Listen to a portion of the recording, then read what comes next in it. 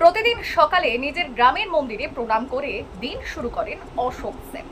তিনি বিশ্বাস করেন দিনের সূচনায় স্রষ্টার প্রতি কৃতজ্ঞতা জানিয়ে নেমে পড়া উচিত মানুষের পাশে দাঁড়ানোর কাজে।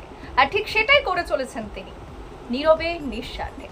গ্রামের প্রায় 3 থেকে 4টি অসহায় পরিবারের রেশন সামগ্রীর দায়িত্ব তিনি নিয়েছেন নিজের কাঁধে। মাসের পর মাস ধরে নিরবিচারে এই পরিবারগুলো খাদ্য জোগাড় করে দিচ্ছেন অশোক বাবু নিজের হাতে।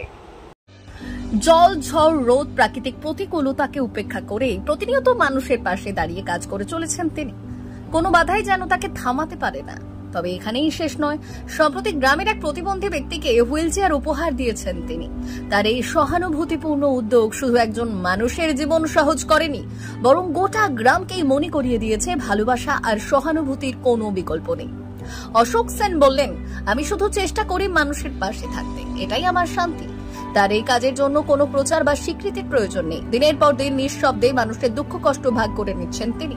অশোক সেন আজ শুধু একজন ব্যক্তি নন, হয়ে উঠেছেন গ্রামের আশা, আস্থার আরেক নাম। আমি এই ধরনের কাজ আজ থেকে অনেক আগে থেকেই করছি।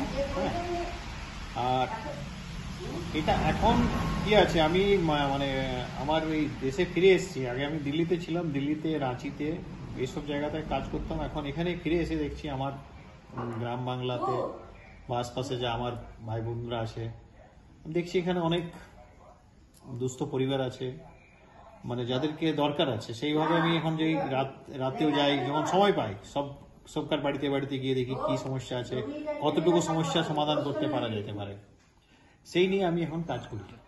অশোক দা আমার দোকান থেকে যে গ্রামের দুষ্ট পরিবার আছে রেশন দেয়।